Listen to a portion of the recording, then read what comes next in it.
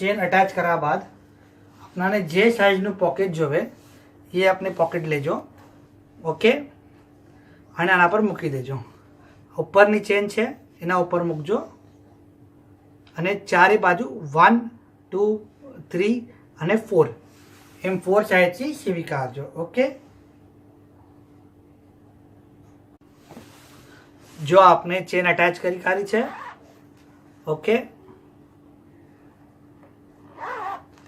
અને આપણે આ ફેબ્રિક બી અટેચ કરી કાઢું છે. ઠીક છે, હવે આપણે શું કરશું કે આપના જે બે પીસ છે, ઓકે, એને ઉપરથી થોડું ફોલ્ડ કરી દઈશું.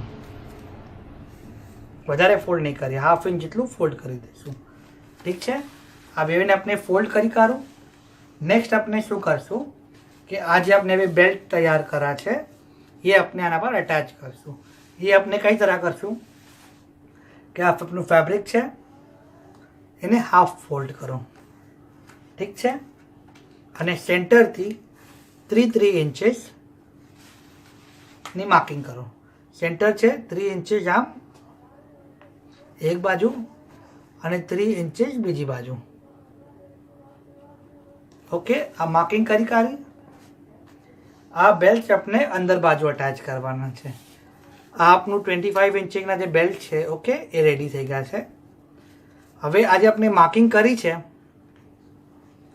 એના પછી આ બેલ્ટ મૂકજો.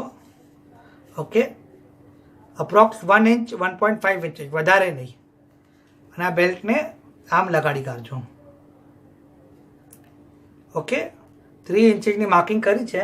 માર્કિંગ બાદ આ બેલ્ટ આમ અટેચ કરી કાઢજો.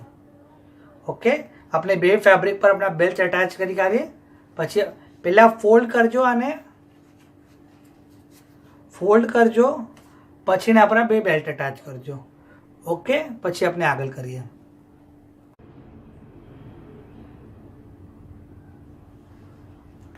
આ આપણે એ બેમાં ફોલ્ડ કરીને બેલ્ટ અટેચ કરી કાઢ્યા છે. હવે નેક્સ્ટ સ્ટેપ આપણે શું કરશું કે આ બેને આપણે એકબીજા પર મૂકશું. આ સીધું અને એના પર આમ ઊંડું મૂકશું. ઓકે, આમ મૂકશું અને 1 2 અને 3 એમ 3 બાજુ આપણે સિલાઈ મારી દઈશું. ઠીક છે, આપણે સિલાઈ મારીએ પછી આપણે આગળ જોઈએ.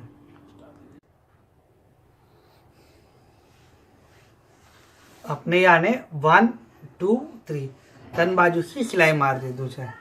હવે આપણે શું કરશું